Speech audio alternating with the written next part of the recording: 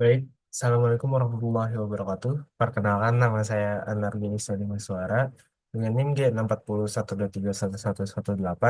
Di sini saya bertugas untuk mempresentasikan materi pekan 7 di halaman 37 dan seterusnya. Untuk yang pertama ada eh, Direct Cache Access Strategis. Di sini ada simple strategi yang diimplementasi sebagai prototipe di prosesor Intel Xeon di tahun 2006 sampai tahun 2010. Di sini, strategi awal ini hanya diterapkan pada lalu lintas jaringan yang masuk. Fungsi DCA dalam pengontrol memori mengirim prefetch hint ke dalam prosesor segera setelah data tersedia di dalam sistem memori. Hal ini memungkinkan untuk prosesor atau core itu mengambil paket data dari sistem buffer lebih cepat. Setelah itu ada strategi yang lebih lanjut, yaitu Direct Data I/O. Alih-alih membaca data dari buffer di memori sistem, data langsung disuntikkan ke cache CPU tanpa melalui buffer sistem, atau bisa disebut juga cache injection. Ini menghindari akses ke sistem buffer lagi, sehingga mengurangi latensi dan meningkatkan kinerja. Implementasi ini dikenal sebagai Direct Data I/O di prosesor Intel Xeon. Nextnya.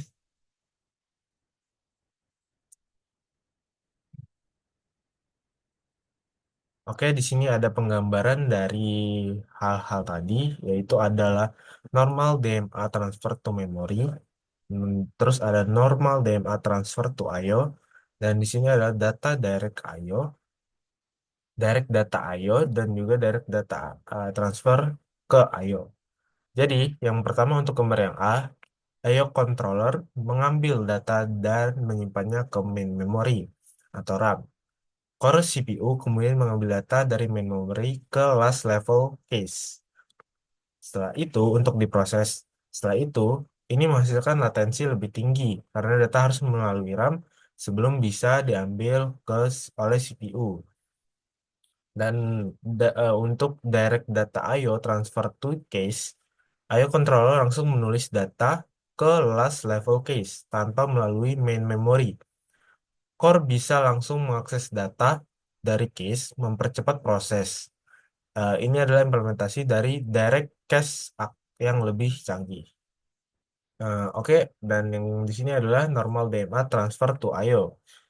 Di sini CPU membaca data dari cache, kemudian memindahkan ke main memory. Setelah itu, I/O controller mengambil data dari main memory sebelum mengirimkannya ke perangkat I/O, misalnya jaringan atau penyimpanan. Sama seperti yang A di sini, ini menyebabkan latensi yang lebih tinggi. Untuk direct data I/O transfer to I/O, core langsung mengirim eh, data dari cache ke I/O controller tanpa harus melewati main memory.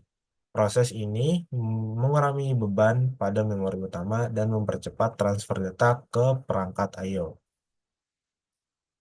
Oke, di sini ada untuk slide selanjutnya ada evolution of the I/O function. Di sini tahapan evolusi fungsi I/O. Yang pertama adalah CPU langsung mengontrol perangkat peripheral. Pada tahap awal, CPU harus menangani semua operasi secara langsung. Hal ini tidak efisien karena CPU harus menunggu hingga operasi selesai. Terus yang kedua, penambahan modul I/O eh, atau controller. CPU menggunakan metode program I/O tanpa interrupt.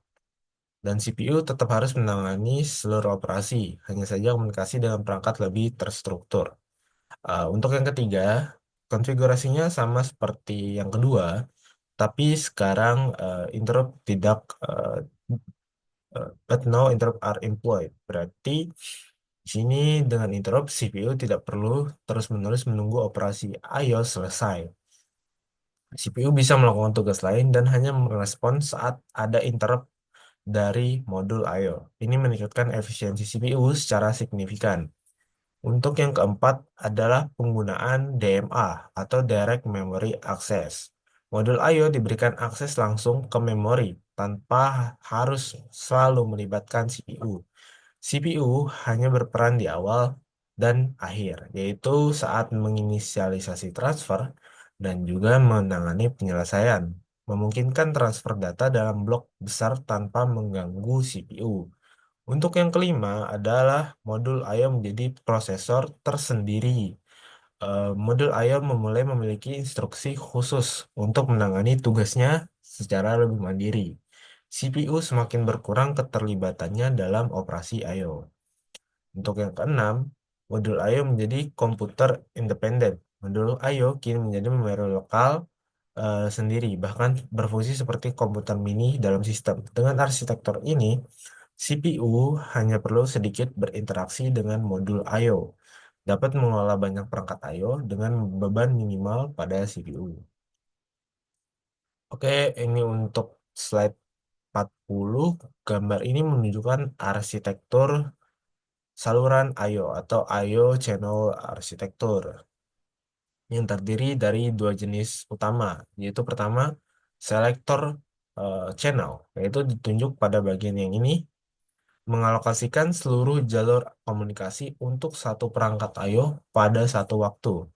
Cocok untuk perangkat berkecepatan tinggi seperti disk drive. Setiap perangkat I/O mendapatkan bandwidth penuh ketika digunakan. Dan yang kedua adalah multiplexer channel, yaitu saluran multiplexer. Di sini gunanya adalah untuk beberapa perangkat I/O berbagi jalur komunikasi secara simultan. Cocok untuk perangkat berkecepatan rendah seperti keyboard, printer, atau terminal. Bisa bekerja dalam dua mode, yaitu byte multiplexing, mengirim data dalam satuan byte dari beberapa perangkat, dan juga block multiplexing, mengalokasikan blok data untuk satu perangkat dalam satu waktu. Oke, di sini masuk ke dalam USB, yaitu Universal Serial Bus. Di sini USB adalah sangat digunakan secara luas untuk koneksi peripheral, menjadi antarmuka default untuk perangkat berkecepatan rendah. Umumnya digunakan untuk I/O eh, berkecepatan tinggi. Di sini USB telah melalui beberapa generasi, yaitu yang pertama adalah USB 1 dengan kecepatan terendahnya itu 1,5 Mbps dan kecepatan tertingginya adalah 12 Mbps. USB 2 yaitu em, memprovide data rate 480 Mbps. USB 3 ini eh, dikenal sebagai super speed in parallel with the USB 2.0 bus. Signaling speed eh, jadi speed yang digunakan di USB 3 adalah 5 Gbps, tetapi karena adanya overhead, maka yang bisa digunakan hanya 4 Gbps. Selanjutnya ada USB 3.0. Di sini dikenal sebagai Super Speed Plus, dan di sini bisa mencapai 10 Gbps, tetapi theoretical ini hanya bisa digunakan 9.7 Gbps. Oke, next. Di sini ada Firewire Serial Bus. Untuk Firewire Serial Bus ini adalah sebuah teknologi bus serial berkecepatan tinggi. Eh, Tujuan pengembangannya di sini adalah untuk Small Computer System Interface atau SCSI. Ditunjukkan untuk digunakan pada PC, workstation, dan server. Menghindari teknologi I/O channel yang besar dan mahal yang digunakan pada mainframe dan superkomputer. Standar konfigurasinya di sini adalah standar IEEE 1394 untuk High Performance Serial Bus. Di sini menggunakan Daisy Chain Configuration memungkinkan hingga 63 perangkat terhubung melalui satu port. Dan di sini hingga 1022 firewire dapat dihubungkan melalui bridge. Untuk fitur utamanya, di sini ada hot plugin. Perangkat dapat disambungkan dan dicabut tanpa harus mematikan atau mengonfigurasi ulang sistem. Di sini juga ada konfigurasi otomatis. dan juga tidak memerlukan terminal karena sistem secara otomatis menetapkan alamat perangkat, unsigned address. Dan selanjutnya adalah SCSI, yaitu Small Computer System Interface. Small Computer System Interface adalah standar lama yang biasa digunakan untuk menghubungkan perangkat peripheral ke komputer skala kecil dan menengah. Dulu ini SCSI sangat populer, tetapi sekarang kehilangan dominasi karena adanya USB dan fireware di sistem yang lebih kecil. Masih, tetapi SCSI masih digunakan dalam sistem enterprise untuk mendukung penyimpanan massal berkecepatan tinggi. Struktur kerjanya gimana? Bentuknya fisik berupa shared bus eh, yang memungkinkan hingga 16 atau 32 perangkat terhubung. Menggunakan transmisi data paralel, bukan seperti serial USB atau fireware. Di sini generasi awal menggunakan bus 16 bit, sementara generasi lebih baru itu menggunakan 32 bit.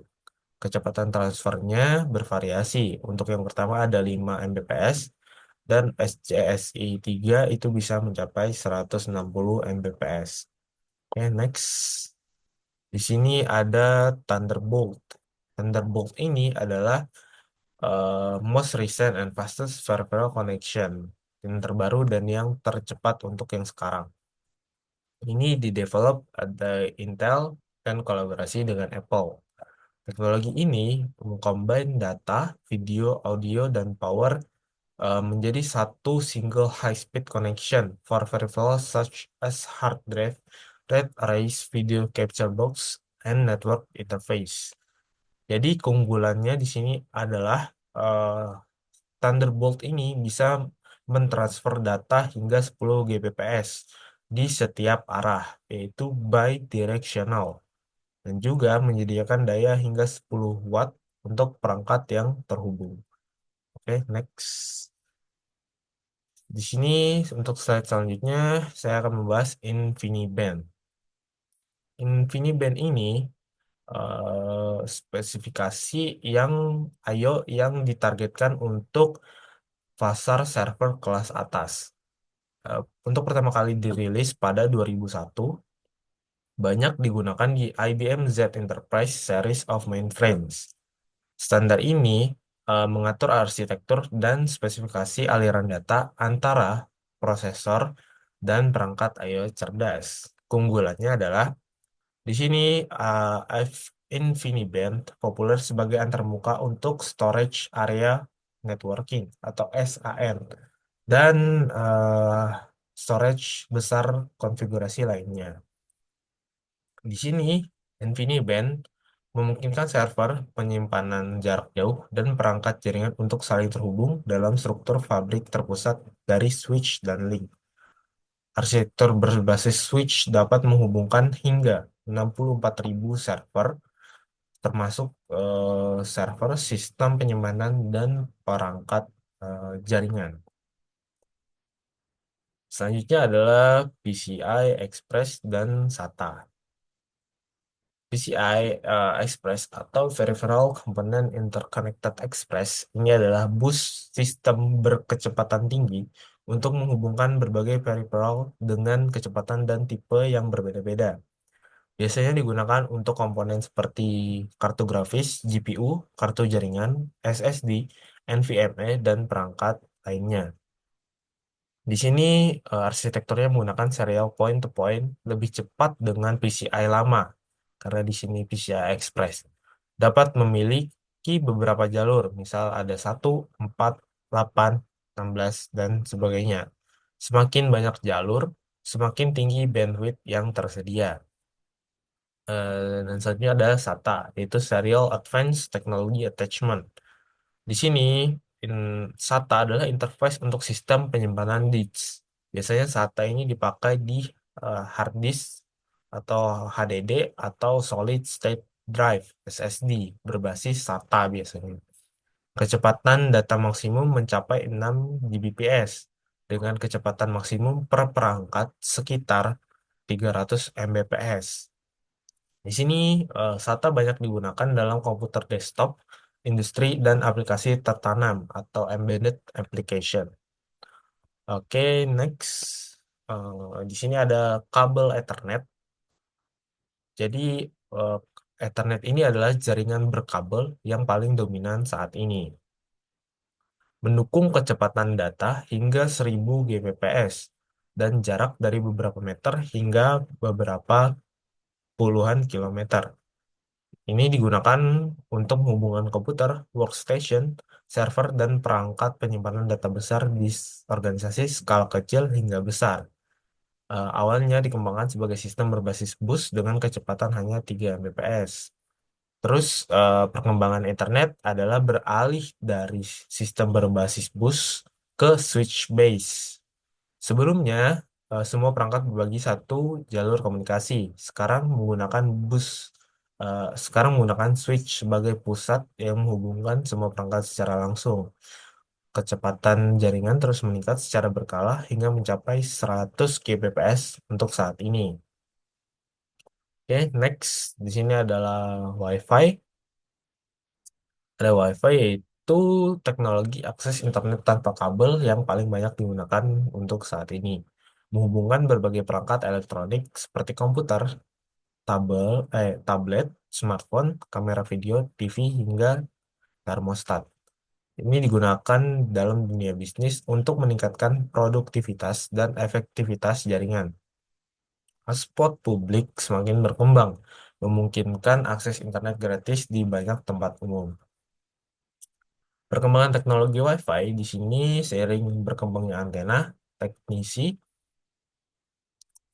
teknik transmisi nirkabel, dan desain protokol Komite IEEE 802.11 terus memperkenalkan standar baru untuk meningkatkan kecepatan dan efisiensi Wi-Fi. Untuk saat ini, versi terbarunya kecepatan maksimum adalah 3,2 Gbps. Oke, sorry.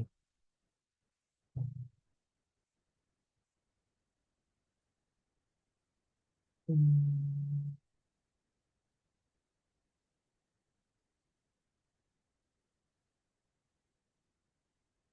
Oke, selanjutnya ada arsitektur subsistem kanal structure dari IBM EC12 input-output. Di sini berdasarkan gambar, struktur subsistem kanal IBM EC12 memiliki beberapa komponen utama, yaitu yang pertama adalah partition subchannels. Setiap partisi memiliki subkanal sendiri. Subkanal ini berfungsi sebagai jalur komunikasi antara perangkat I/O dan sistem kanal. Dan ada eh, channel subsystem bertindak sebagai pengelola utama untuk lalu lintas data I/O. IBM EC12 memiliki 4 subsistem kanal yang berarti dapat menangani banyak operasi I/O secara bersamaan. Dan kanalnya tersendiri, ini kanal menghubungkan subsistem kanal dengan perangkat I/O. Semakin banyak kanal, semakin banyak operasi yang dapat diproses dalam waktu bersamaan. Untuk skala dan kapasitas, gambar ini menunjukkan bahwa sistem ini dapat memiliki ada 4 kanal dengan masing-masing kanal mempunyai 15 partisi. Jadi total ada 60 partisi. Di sini ada 60 partisi. Total saluran ada 1024. Jadi masing-masing kanal atau channel itu memiliki 256 saluran. Oke, untuk nextnya ada tampilan depan dari IBM yang tadi EC12 IO Frames yang merupakan bagian dari sistem IBM mainframe. Berikut adalah ringkasan dari eh, komponen-komponen yang ada di gambar ini. Pertama ada internal baterai, baterai internal yang dapat digunakan untuk daya cadangan, power supply, unit catu daya yang memberikan listrik ke sistem. Support elements di sini modul pendukung sistem, I/O cache carried forward, rak yang membawa berbagai modul input-output, PCIe, I/O driver, laci ekspansi PCIe untuk komunikasi dengan perangkat lain. Flexible Service Processor Control Cards. Kartu pengontrol prosesor layanan yang fleksibel. Prosesor Books with Memory HCA and PCIe Fan-out Cards. Ini adalah modul prosesor dengan memori dan kartu ekspansi lainnya.